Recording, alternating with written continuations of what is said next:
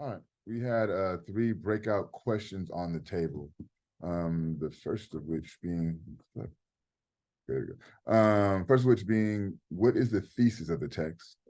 Second being, what were the contributing factors to the destruction of Black civilization? And then finally, why is this information important in our modern age? Who would like to share what was discussed in their breakout groups? You said the thesis, right? Yes. Um, okay. So I had that for my thesis that Africans had an enormous civilization, but that the Semitic, I don't know if that's the word, Semitic Mhm. people had destroyed them, um, hoping to, I guess, imperialize them. Yeah, that's pretty much all I had for my thesis. If you could do me a favor, can you turn your camera on for me, as well as Kaylin Smith, you can also turn your camera on for me. Who else would like to share what they had as the thesis of the text?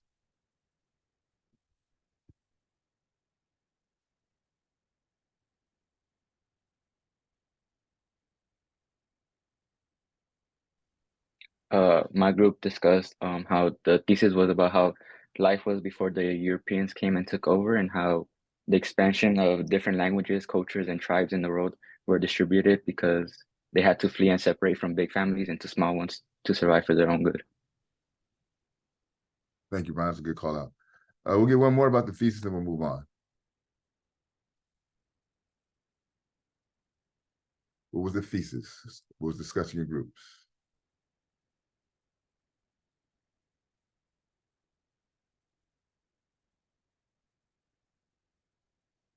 William, what was discussed? Actually, not William. Yesenia, what was discussed in your group as far as the thesis of the text?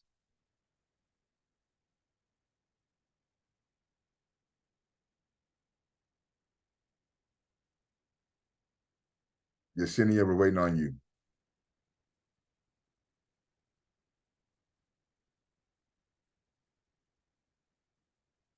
Is it Kelsey? What was discussed in your group about the thesis of the reading?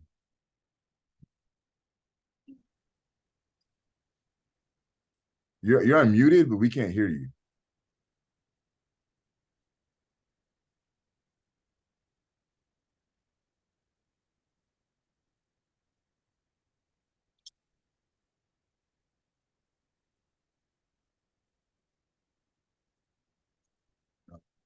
Try to log out and log back in, and maybe that will allow your audio to connect. While we wait for that, Martin, what was discussed in your group? We were talking about how like people were invading like people's other religions, especially the Africans, because they were like religious people. And then just talking about like how, like the Islamic people advanced, and then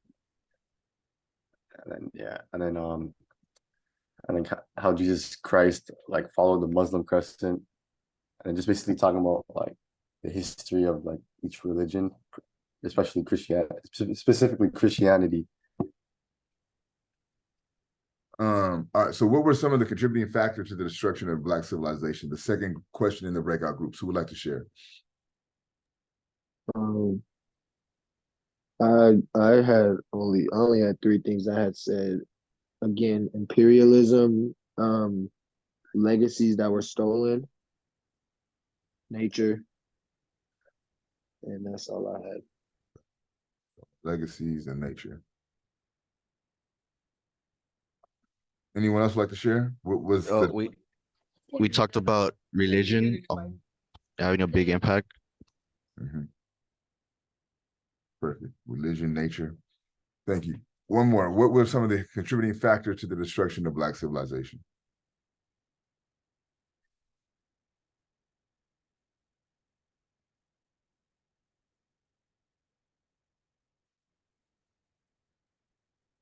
Ruben, what was discussed in your group as far as the contributing factors? Yeah, the imperialism from the Asians, the Arabs, and the Europeans. Also, the nature of the land, from the minerals to the goods that were produced by the land, the overflowing of the Nile River, which is basically kind of like the Arabs, Asians, and Europeans all kind of jealous of how the land produced, Hmm. and so they wanted to come in and kind of overtake that and control that. As well with religion, sending spies in, intermarriage, uh, some others. Perfect. Thank you. Why is this information important, right? It's why to understand the destruction of Black civilization, why does that matter in 2023?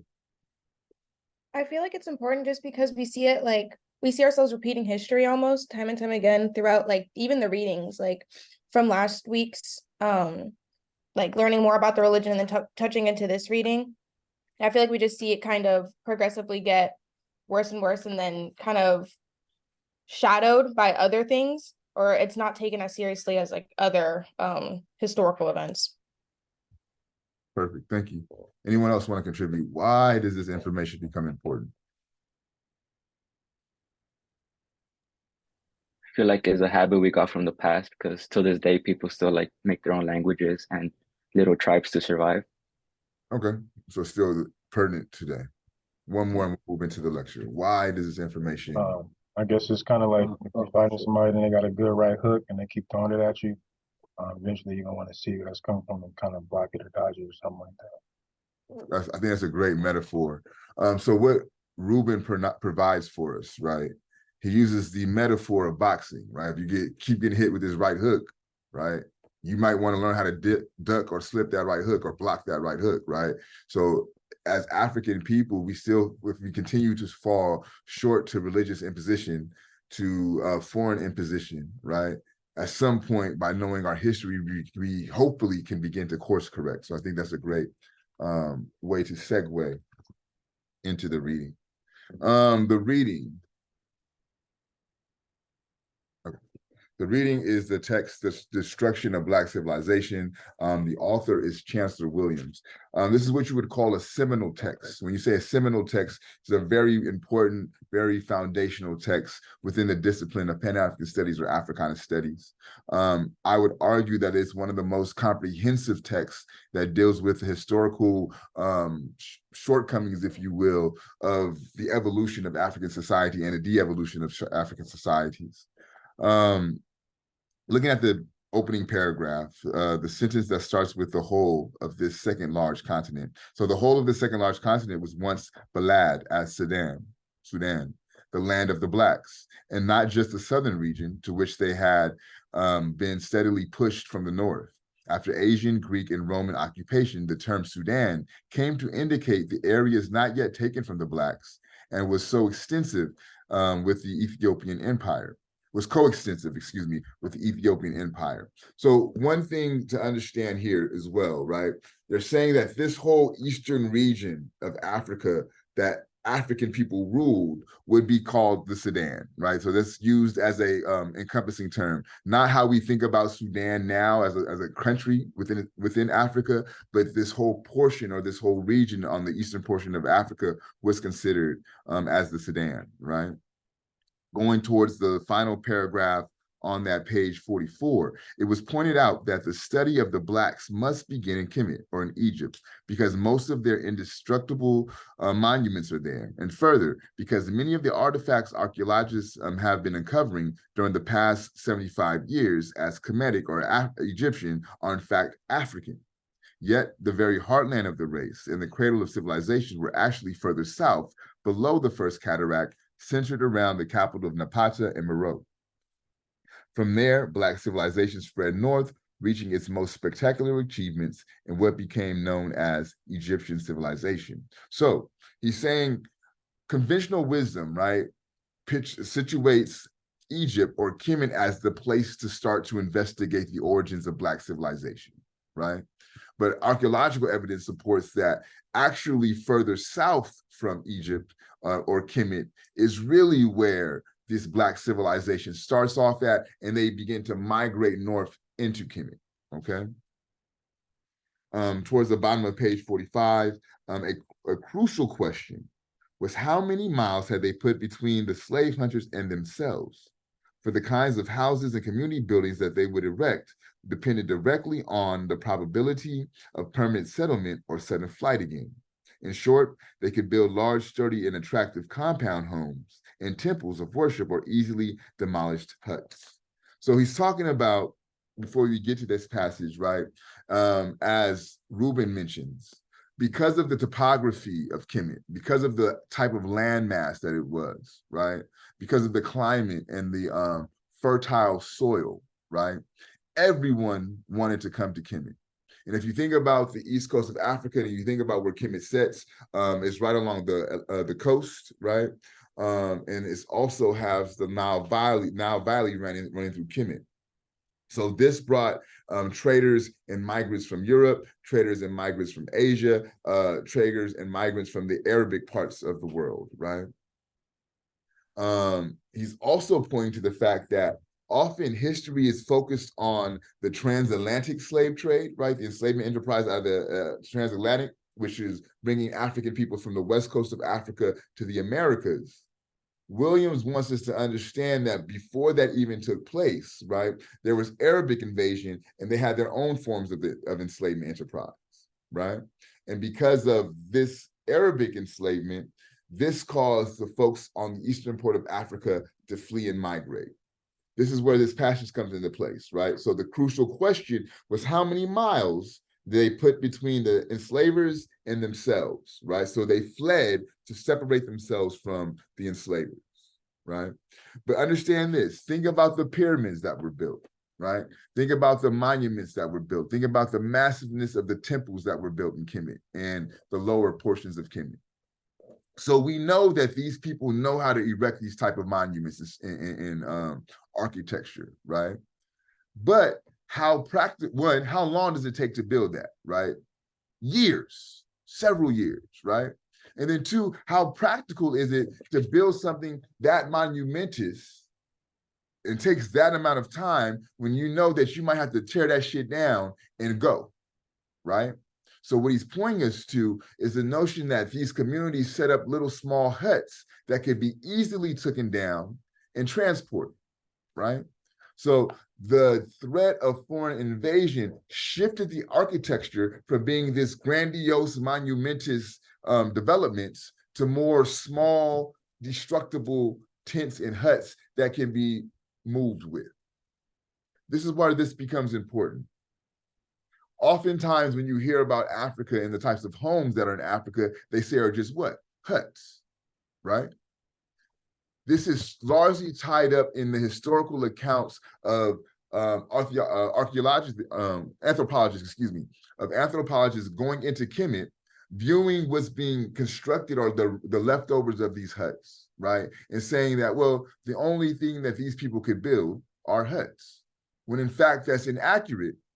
The more accurate understanding is they built these huts at a moment in time because they needed them to be able to be transportable and they needed them to be able to try to avoid foreign occupation and, more importantly, Arabic enslavement, okay?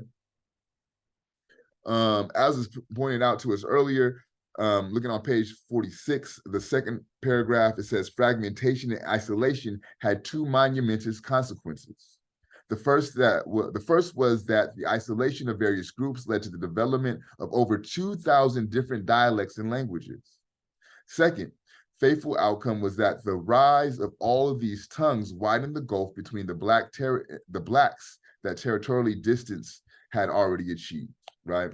So one, think about it. We're starting off in eastern part of Africa. Because of invasion, we're migrating further west into Africa and further south into Africa, right? Let's just say that we're an ethnic group of 5,000 people. How practical is it for 5,000 people to try to travel and flee capture, right? It's more practical to break up in little groups and then go your separate ways, right? But as you break up in these separate groups, you're developing different types of languages. You're developing different types of dialects and customs, okay? And they're saying that this scattering, this breaking up, this bifurcation creates over 2,000 dialects, right? But then he argues that not only does the distance create separation, right? Because you're moving away from your kin group, right? So you're separated by distance. But now, because the dialect evolving and changing, that creates another layer of distance. So we have language creating the distance and separation from different groups, and the distance itself traveled creates the separation from different groups. It continues on to say, the history is complex and many-sided, and would be so if we're discussing just one nation and not an entire continent. This is why our focus must be on the main lines of development, the wide African aspects and the unmistakable common origins and continent-wide sameness of basic institutions which these universal aspects reflect. Now, Africa has the most languages of any continent in the world, right? With those varying languages comes various cultures, comes various traditions, comes various forms of living and being, right?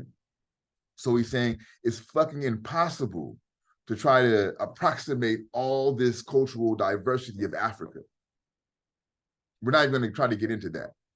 But what we're going to do is try to look for broad-ranging similarities between the continent and the people of the continent. So for example, right, if we were to take the 13 people on this Zoom right now, it's a very diverse group of people, right? So the project is going to be to identify the sameness opposed to their differences, right? So one of the things that connects everyone on this Zoom is that you're all students, right? Another line of connection is that you're all students at Cal State LA, right? Another line of connections is that you're all students at Cal State LA that have class within the Pan-African Studies department, right? Another line of connection is that you're all students at Cal State LA who take classes within the Pan-African Studies department, but also are within this class, right? So again, that's not saying that there's no layers of diversity, right? But what we're going to focus on is the things that bring us together. And this is the project of Black civilization, the destruction of Black civilization, is not to look at the cultural diversity of Africa. We know that's there, right? That's proof in the language. But what we're going to do is look at the things that bring these diverse group of people together. And this is what the project becomes. So yes, we have nature, right? That jumps in on, was one of the premier factors as to why African civilization was destroyed, right? It says that on page 50, towards the middle of the page, there could be no black daughter of the Nile, observed Parsons in his streams of history, for the Nile is making Upper Ethiopia, Kemet, so rich in food production that it became world famous not only as the breadbasket of the world, but also for its highly advanced civilization, steered the envy of Asia and Europe, from which continents migrants begin to settle, right? So this kind of speaks to how and why folks start to migrate to Kemet, right? Fertile soil, right? But not only was the soil fertile, excuse me, but just the advancement of the civilization attracted people to this space, right? The pyramids, the knowledge that was being produced, right? This all attracted people to Kemet. It says there were several consequences of the greatest historical importance, which are generally not sufficiently stressed. First was that both the Saharans transformed, and the steady inclusion of Asians pressured more and more Blacks back into the interior to concentrate in the already limited survival areas where just to be subsisted was a daily struggle. The second important result was the widespread amalgamation of races. For the weaker, more submissive Blacks remained in Asian-occupied territory to become slave laborers and slave soldiers, and to witness a ruthless sexual traffic in Black women that gave rise to a new breed of Afro-Asians. These were classed as Caucasians or Asians. They themselves bitterly objected to being identified with the race of their mothers, African. When these later became known as Egyptians in Egypt, Moors in Morocco, Mauritanians and Corinthians in Corinth, great care was taken to distinguish them from Africans in daily intercourse. In paintings and in documentary literature, this new breed, half African, was to join with their Asian fathers and forefathers in the wars and enslaving raids against the blacks that went on centuries after centuries until all of North Africa was eventually taken. All right, so it's a lot to unpack, but essentially what he's pointing us to, right? We know that because of the land, we know that because of the civilization and the advancement of the civilization, we have folks coming from all over the world to settle in Kemet. When they settle in Kemet, folks do what folks do. They start having babies, right? But this is where the politics of the having babies comes into play. If an African woman mated with an Asian man, that child would be considered Asian, right? If an African woman mated with an Arabic man, that child would be considered Arabic, okay? So what happens is, as wars begin to pick up, these so-called mixed children, right? They are identifying with their fathers. So when it's time for war, they're warring against African people, right? So this mixed class of people serves as kind of like an intermediary of sorts, but they're not non-partial, right? They're in the middle, but they're obviously aligning themselves with the foreign invaders, right? And this war starts to dilapidate Africa. But also it begins to erase the bloodline because what? The offspring are identifying with the Europeans, the Asians, and the Arabs, right? So these are also contributing factors to how Africa begins to get destroyed. The question arises, how then were the blacks able to battle invading enemies from one end of the continent to the other for survival, for several thousand years, right? So how were they able to maintain that? True, they were overcome in the end, but what sustained them through all those centuries of struggle on so many different fronts and against so many different kinds of enemies? Weakened so generally by both disease and what became perpetual hunger, whence came their strength and courage to carry on? It may well be that the answers lie in the death-defying pyramids that they built in Kemet when the land was theirs. So he's saying, like, there's a lot of things that African people had to withstand in order to maintain themselves, right? We're not even talking about the Middle Passage atrocity, right? This is before all of this happens. So how is it that African people were able to sustain themselves through all of that? And he says something, don't know what it is, but I assume it's in the same science that allowed them to build the pyramids, right? And we talked in previous classes, and I argued that the science that allowed them to build the pyramids is the spiritual capacity. And I would argue that this is what also allowed African people to sustain themselves through centuries, thousands of centuries, is what they said, of attacks and onslaughts. Yes, we definitely know the role that religion played in destroying African civilization.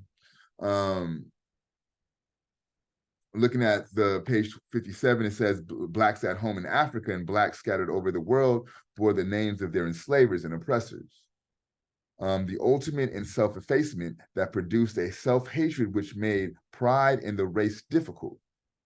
That these psychological shackles still handicap not only the rebirth of modern African states, but also blacks everywhere should be obvious to all, okay? So what he's arguing, right?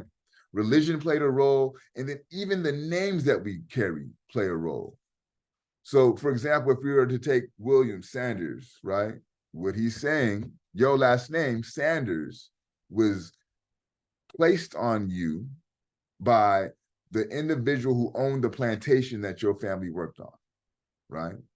So in all reality, that is not your given name. That's not your birth name. That was provided to you because that lets the plantation society know what plantation that you come from.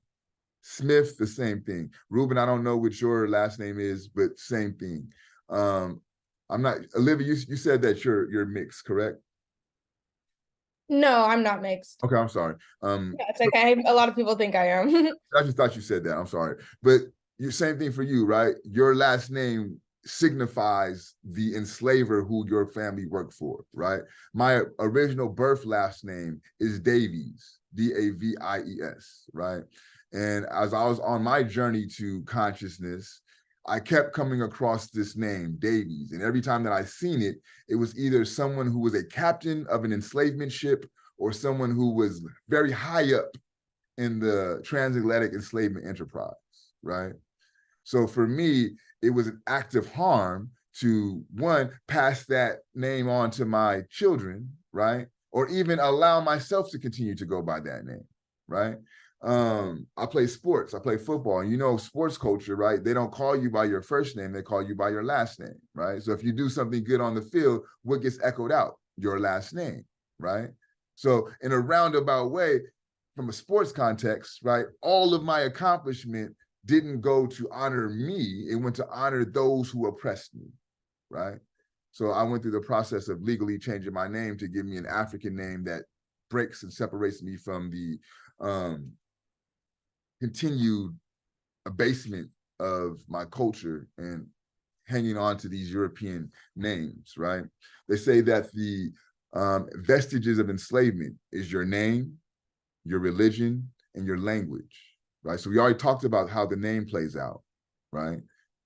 He tells us how religion conquered Africa, right? In other words, from an individual standpoint, you weren't believing in Christianity before Europeans got to Africa. It wasn't a thing, especially the way that we understand it now, right? You weren't speaking English before Europeans got to Africa, right? So these are the lasting effects of how this enterprise of enslavement still continues to destroy Black civilization.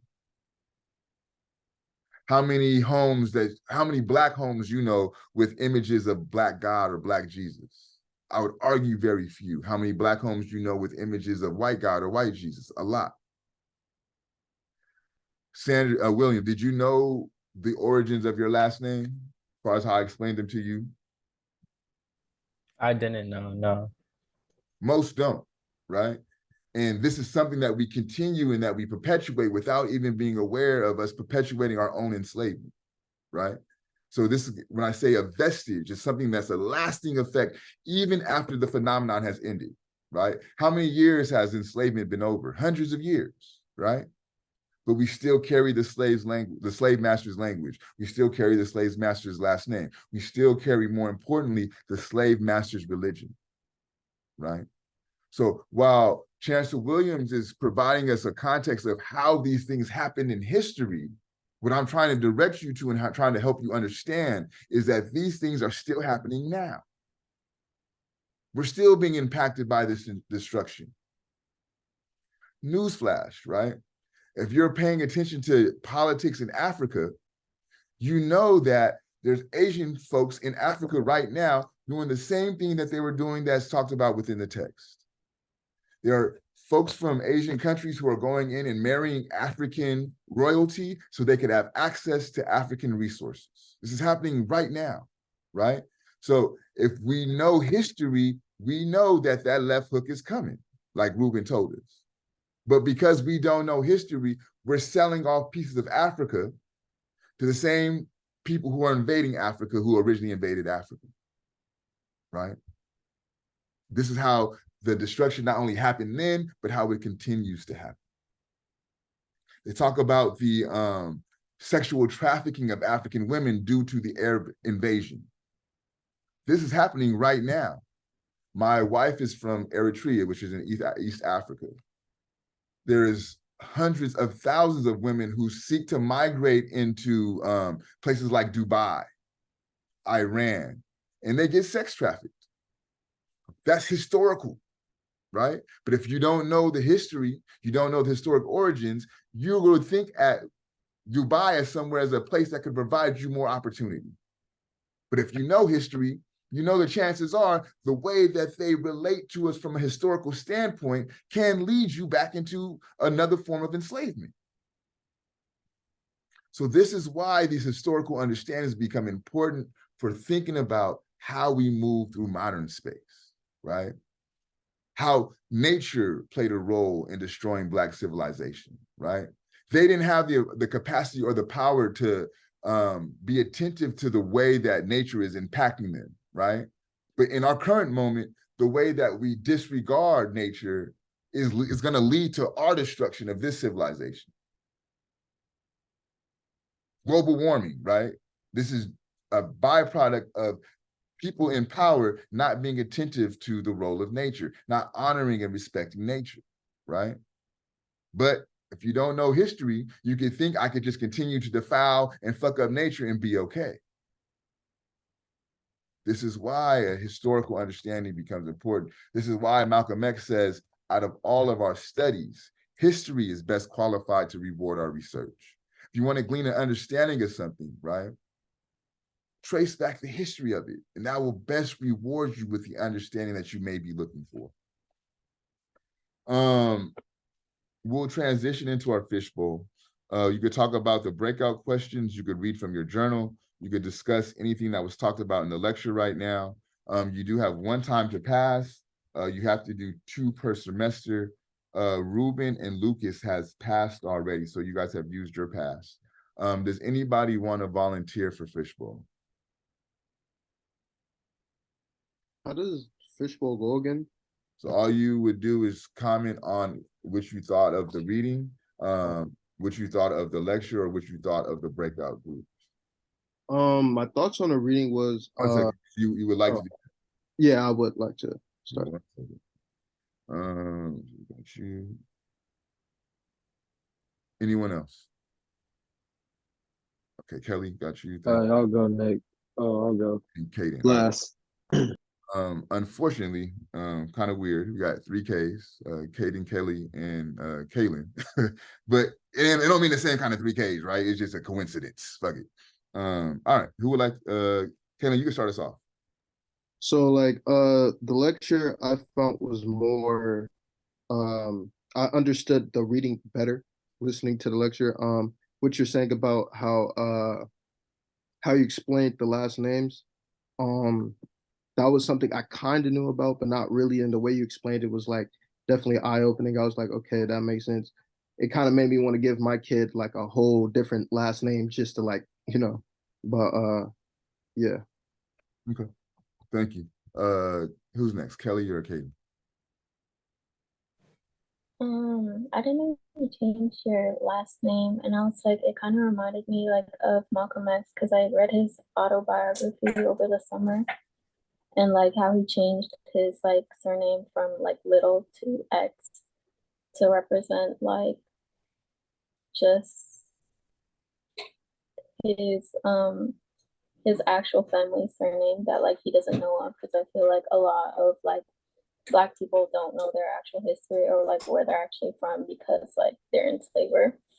But then I feel like it's really important to know because I feel a lot of people are ignorant about it. And like one time, this white girl, she walked up to my friend and she was like, "Oh my God, we have the same last name. That's so cool." And he was Black, and I was like, "Oh, I wonder why." Yeah. Yeah. Cool for you, maybe, not for me. Yeah. Yep. Perfect. Thank you, Kelly. Kaden? Yeah, I wanted to touch on the what I thought about the destruction of Black civilization.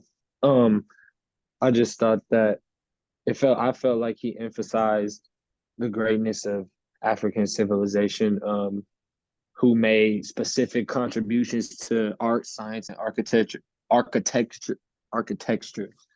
don't know why I can't say that right now, but those are like the 3 main things that stood out to me when I was reading it. I also felt like he offered a new approach to research and teaching and like the study of African history. Like the big shifts from the main focus of Europeans in African history, but specifically like Africans themselves. But yeah. I think that's very important. I'm always a little reluctant to assign this text just because like it seems so like negative, right? But to Caden's point, if you do a close read, he's really talking about the great achievements of African people, right? And how those achievements became eroded, but you can't gloss over or dismiss those achievements, right?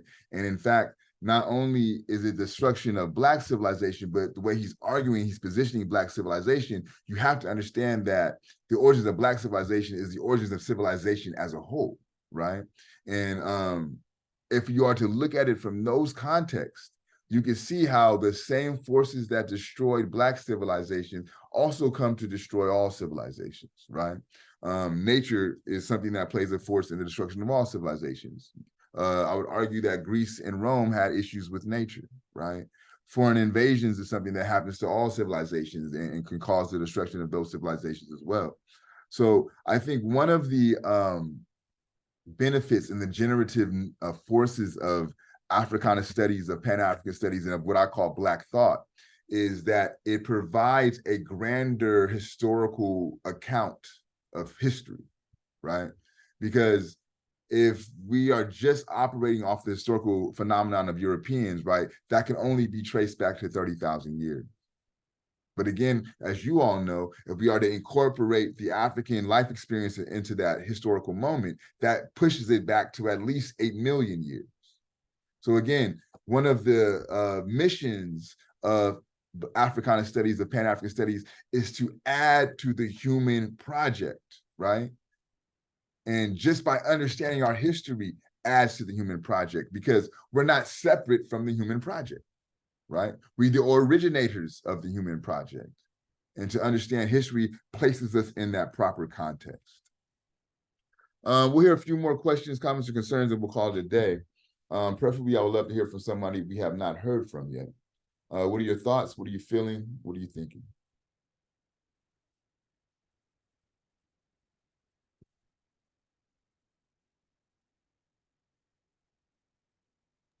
I just thought it was really interesting about like the huts that we see in like the media. Like literally all I see like to do with Africa and like where the people live is like huts and stuff.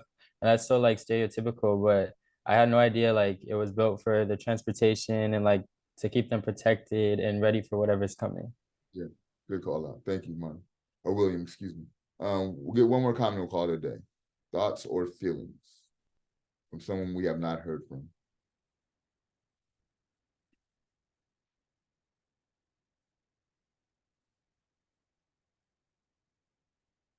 Yesenia, what are you thinking or feeling? Well, like you said, for the how when you go to black people's homes and then they have like mostly white Jesus, it reminds me of when they told people that he never looked like that, but instead he was more of a dark-skinned person coming from his own place. Yeah. And let's not let the indigenous folks off the hook, right? Like y'all having pictures of white Jesus up too, or Jesus Christos, right?